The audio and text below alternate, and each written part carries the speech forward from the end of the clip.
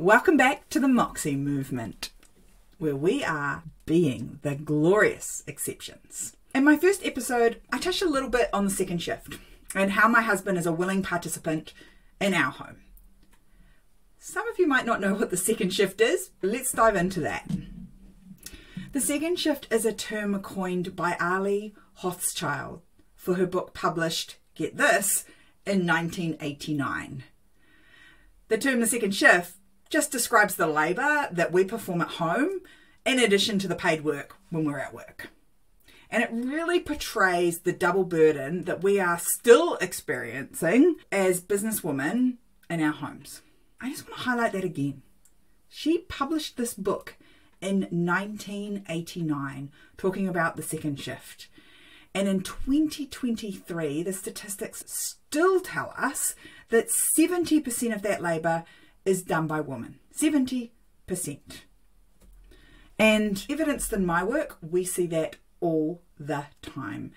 And I think some of that comes down to one of the reasons that mothers and women get into business is for that extra freedom and flexibility to enable them to spend more time with their children, to enable them to spend more time parenting. And I think what happens is when we get that flexibility and freedom, it means that you end up doing even more of that stuff at home because your business is flexible for you. It enables you to go and do the pickup when the kids are sick. It enables you to drop everything to go and drop off the lunch that got left behind. It enables you to start a little later to get the kids on the bus. It enables you to finish a little earlier to get the kids off the bus. It enables you to be flexible enough to stop and go and hang the laundry out in between your business. And so the very, very thing that we wanted from our business is actually part of the trap here. It's part of the trap because when you're flexible, the other parties assume that it's okay for you to do the free labour that happens around the house. And if you're not really clear about that and you don't set really clear boundaries around that and have some really, I'm going to be honest, they're quite hard, tricky conversations that we need to have in our households, then there's every chance that you're going to be falling into this trap of doing way more of this stuff than your significant other. And obviously I'm talking about this from a position of having a partner who lives in my home, and I know there are lots of amazing single mums out there as well. And I want you to dive into the second shift conversation as well, because here's the thing, in 2023, it still takes a village to raise our children. I remember spotting that on social media in the last couple of months, and I was like, oh my God, that's so true. Here's the thing. In 2023, it still requires a village to raise our children, and let's be honest, keep our homes in order as well. It's just that it's not free anymore.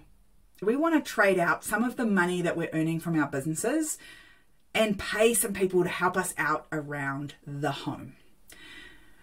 Because overwhelm is probably the number one thing I see women come into my world and want to get rid of. I'm so overwhelmed by the business is what I hear so often. And when we start diving into it, it's really important to understand that overwhelm is not just one part of your life. It's all the parts of your lives add up together to give you that sensation of overwhelm. We can't just look and point the finger at our businesses. Okay, yeah, maybe it's something that's new for you, that you're starting out in a new business, or maybe you've been doing it for a long time and just at the moment you're working on a big project. But overwhelm comes from the whole load that you take on. Let's call it the mother load. If you also happen to be the primary parent, which again, most of us are, you are carrying all of the cognitive load of all of the stuff that is required to make a household run. We have this really bad habit of holding all of that cognitive load of running the household and parenting all in our heads. You don't tend to build systems and processes out at home as a general rule. You certainly don't download it onto paper very often for someone else. Maybe the exception to that rule is when you go away and so you write everything down for someone else to pick up the slack. You don't ask or delegate to other people for help. You drag all of that work around with you all the time in your head. And just as I start talking through it, it just feels so heavy. And so if we wrote down the list of everything that needs to happen to make a household run on a day, on a week, on a month, on a yearly basis, it would be a really freaking long list if we just wrote down the physical tasks that need to happen. But here's the jam. You're not just doing the physical tasks. You're also doing all of the mental tasks as well. All of the mental thinking. What are we having for dinner? And what do I need to buy to make sure that we can have that for dinner? Oh my goodness, there's 3 birthdays coming up in this month. One of them's our child. What are they going to have for their present? What are we going to do to celebrate? Oh, and they've got 2 other birthday parties to go to. Who's going to drop them off and pick them up? If you think about the logistics that goes into making this happen, whew, there is a lot of it. No wonder we're good at this business thing, right? Really, if you think about it, we're really good at business because we're so good at making all those pieces fit together so that it runs smoothly for everyone else. Here's the thing. I don't know about you, but I wanted to stay being a mum. I still want to be able to go and do school camp. And when school emails me to say she's getting a certificate next week, I want to be able to drop things and go for that. What I don't want to be used for is all the cooking and the cleaning and the taxi services that make the household run. And like I said, I am in the amazing position of having a husband who gets it, that there is a second shift, it does exist, and it is work. And we had a conversation right back at the start of our marriage about just the home stuff, about how we were going to divvy that up and split that up. We also made sure we had a conversation about what we liked to do and what we didn't like to do so that we could really, when we got to the financial position of being able to get rid of stuff, we could get rid of it pretty quickly. When I say it takes a village, but now the village has to be paid, that's exactly what we do. Every time I write my I don't list and put it up on social media, I get a whole lot of haters. Which people basically say, oh, you do nothing for your family so you can run your business. No, I just do the bits I like around my family and do outsource the bits that I don't want to do. And I have a conversation with my family about the fact that in our home, we all make the work, so we're all going to do the work. We all make the work, so we're all going to do the work. And we can do that from a super young age. I remember watching in horror with Scarlett. She must have been about 2 or 3, where she was helping to do the dishes. Helping is probably not the right term because she was happily washing Dad's coffee cup and Dad's plunger for the coffee first, and then she washed everything else, and she did a beautiful job of it standing on a chair at the sink, and she washed it all through and put it all on the drying rack for us. And we praised her for this, and then she went off to bed, and I looked at my husband and I went, oh, now we've got to wash it all over again. And the reality was that this was the start of the journey to today, when Miss 11 now actually is helpful in the kitchen when it comes to doing the dishes. She gets that the dishes are her job. She stacks them in the dishwasher. She empties the dishwasher, not every night, not every day. And it's also a good chunk of the time. That's something that neither Johnny nor I have to think about anymore because she's part of creating that work, and so she helps do that work. The reason that this stuff's super important is because I need to put down some of those tasks. I need to say I don't to doing the dishes, so I can say I do to developing and growing my team. So I can say I do to having conversations about collaborations where I can work with people. Johnny needs to say I don't to some of the stuff at home so that he can have been away for 2 weeks recently to do the maintenance on the boat. We do things where we outsource it from both of us. Neither of us particularly like the concept of meal planning and then doing the supermarket. We use a tool, a food bag service that delivers us 5 meals every week with all the bits inside it. Nobody has to think about what they want for dinner. We just pull a box out of the fridge and cook that. We both outsource that piece of the second shift.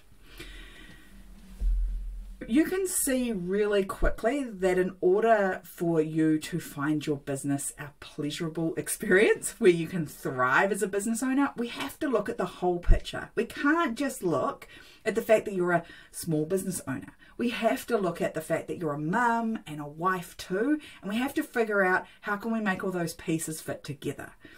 And I'm pretty sure, I could be wrong, although I haven't come across too many women that say, I get great joy out of cleaning my house. I get great joy out of doing the laundry. Now, I get great joy out of having a clean house. I love the outcome. I just don't want to do the work. Let's dive in and talk about what are some of the things we can start to do as businesswomen that allow us to free up physical doing time and also that cognitive load. Because if you're using up all your decision-making powers to get your kids out the door in the morning, to decide what everyone's having for lunch, to make sure that everyone's got all the bits and pieces they need to go and have a great day, then by the time you get to your business, you are going to be down to the dregs of your decision-making powers, which means not that you won't make decisions. You're still going to have to make decisions. It's just that instead of making the best decisions, instead of making the ones that will leverage your business and move it forward and get you the results you want in your business, you will make the easiest decisions, the decisions with the least amount of consequence, because you've used up all of your amazing cognitive ability on running the home and getting the kids out the door in the morning. Instead of doing that, we're going to start to think about how can we release some of the second shift cognitive load and some of the second shift physical load to someone else. We are also going to have some conversations around parenting. If you have two parents in a household, or even if you don't, even if you co-parent with someone in another home, that this is a two-person job. Two of us made the child, two of us are going to raise the child. We are not going to let people say anymore, ladies, when we go away on business, oh, so who's looking after the kids? And when you answer their father, the response is, they're babysitting. Oh, that's nice. They're babysitting? I'm like, no, dude, no. They are not babysitting. They are parenting. We collectively created this human being and we're collectively going to raise it until they're 18 and leave the home. Once you've listened to me for a little while, you'll know that we're very clear around here that Scarlett's got 7 more years and then she's on her own. Because one of our goals is to raise a thriving human being that's a vibrant expression of herself that leaves home at 18. Let's dive in and have a chat about how we can start to think about outsourcing things. And I don't think that you're going to do all of this all at once. Here's my suggestion. I think you should take just one of these things and implement it today. If you just took one thing, you'd take a load off of your plate and you would start to feel better immediately. And maybe if there's more than one in here you think you could do, you could take a run at this and do one each week for the next few weeks and then see how different things start to get, not just at home, but in your business. How much more are you able to do and create and build and impact inside your business when you're not the person that's responsible for everything at home and you're not the person that's responsible for all the parenting? The first thing is, I think you should get really clear on what are all the tasks that happen in your household to make it run. What are all the things that happen to make sure that the home itself runs? That means the cleaning, that means the maintenance, that means the insurance. I want you to write down all of those things. I also want you to write down all of the things that help run the people in the household. What are all the things that you need to do to make sure that everybody is fed and clothed and safe and gets to where they need to go as well? If you've got kids that are super sporty or you've got kids that are involved in lots of cultural activities, these things need to go on the list because there's a whole lot of logistics there, like uniforms or costumes that need to happen. If you're lucky and you have a school that's super organized and releases a calendar at the start of the year, you might want to think about all the things that go on there. I know in New Zealand we've just had, is it Character Book Day? That's a big cognitive load and a doing thing too, especially if you're going to make a costume every time. There are a whole list of things that need to go on that list. Write it down, get it out of your head and down on a piece of paper because it's going to make it easier to have some of these conversations. And once you've got the physical doing part of it, I want you to attach to each of those tasks, what is the thinking that needs to go into it? What are the list of decisions or choices that need to get made to make that thing happen? Because once you've got that information down on paper, you can start to think about how we're going to outsource them. Because the big mistake we make when we do this one is we outsource the task. We say, you need to cook dinners. But the cognitive load remains with you in the meal planning and the thinking that goes into that and the list writing for the grocery store and the shopping. You are still retaining the bulk of the thinking if you just outsource the physical doing of cooking dinner. If you actually want to make this better, you need to give the whole task, the cognitive load and the doing load, the thinking work and the cooking work, all to one person. Now, if you want to then split it up a little bit potentially, where maybe you've got a number of children in the house and they're all going to do one night's dinner, that's cool too. But don't leave one person with the cognitive load and one person with the doing tasks, because what will happen is you will end up being the manager at home as well as in your business. You don't want to be the person that has to say, do this, do that, go here, pick this person up, grab that. You're doing enough of that probably in your business, and you don't want to be doing that at home. I certainly know that's not the dynamic I want in my marriage, because this is my intimate partner. I don't want to be their boss. And that's coming from someone who actually does business with their intimate partner, and I still don't want to be his boss. Let's make sure that we do that. First thing, write a list, get really clear on what all the tasks are and the cognitive load so that we can outsource the whole project, the whole task, to someone else. Once we've done that, then we can have a look at what are the things that we can systemize for ourselves, or we talk about it as automating. What do I mean by that? Where can you make it so that it happens without any thinking? It happens without any doing. Both of those things are important.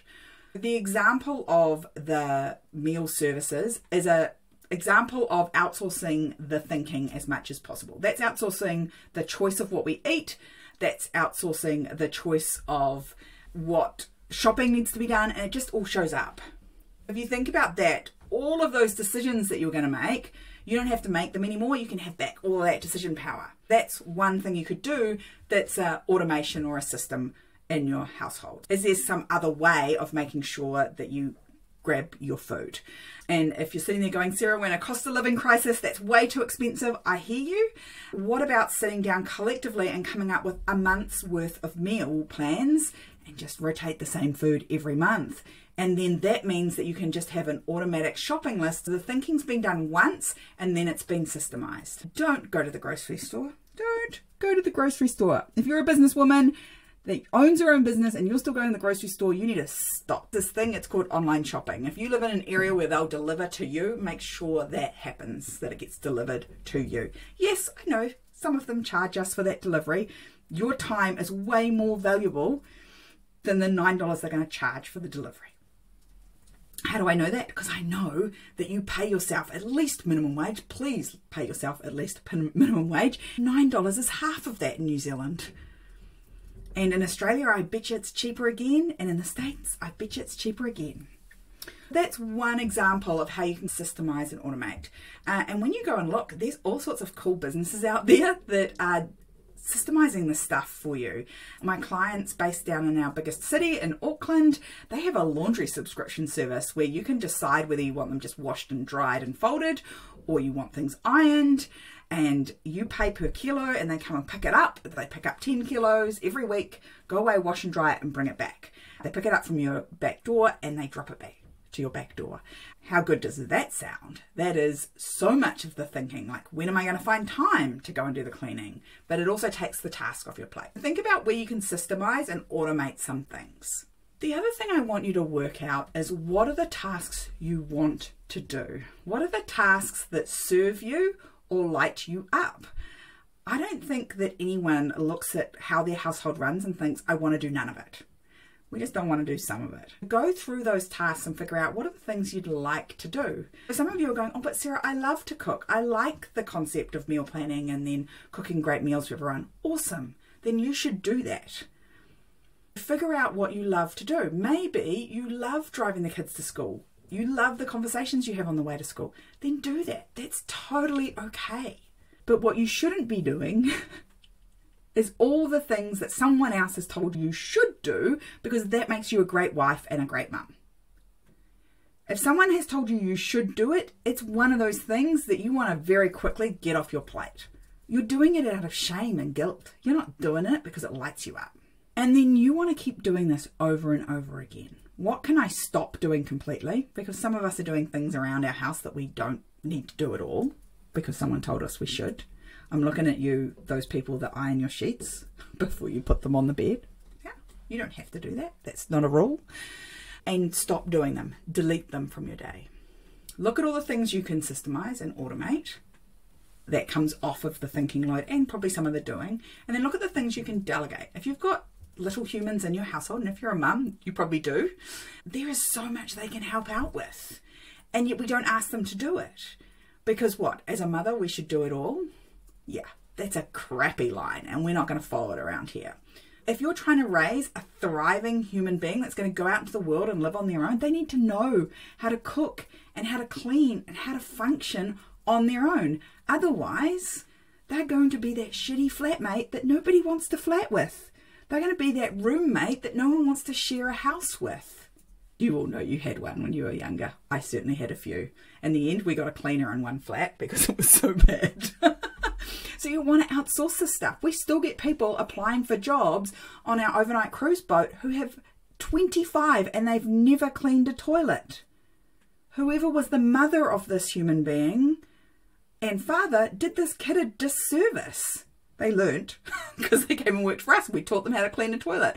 But everyone needs to know how to clean a toilet before they leave home. Some of this stuff helps you raise your children to a standard that will allow them to go out and live on their own and be someone that other people enjoy having in their lives. To keep yourself really focused on thinking about how you can reduce your load in terms of the second shift, I want you to keep really focused on, what do I want my life to look like 10 years from now, and what should I actually be doing that will help me get there? And I can absolutely assure you that the cleaning and the laundry is not that thing. I'm going to say, if you don't think you can afford it, start small. When Johnny and I first started, we had a cleaner come once a fortnight, because that's all we could afford. We could afford $40 once a fortnight for someone to come and clean the bathrooms. And oh my goodness, I looked forward to that fortnight so much. That's 2 weeks for our Americans. We say fortnight in New Zealand and Australia. If you're listening from America, that means 2 weeks, not the video game. Once every 2 weeks, we had a cleaner come. Now, our cleaner comes 3 times a week because we're financially able to, and neither of us want to clean.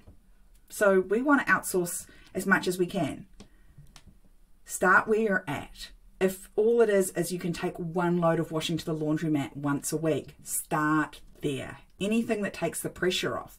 Because when you start saying, I don't, to all the list of things society has told you and me as mothers and as women we have to do, you can start saying yes to the things that make you thrive. You can start saying yes to the things that help you thrive in your relationship with your children and in the relationship with your significant other and your relationship with your business.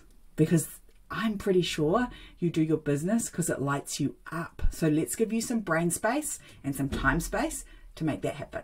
Thanks again for joining us here on the Moxie Movement. Together, we're rewriting those narratives, challenging the norms, and building lives we're proud of. Remember, you're not alone. So come and join us over at themoxiemovement.com. Join our vibrant community on Facebook or Instagram, or get exclusive insights from the Moxie Mail. Stay fierce, stay passionate, and let's be the glorious exceptions. I'll catch you on the next episode.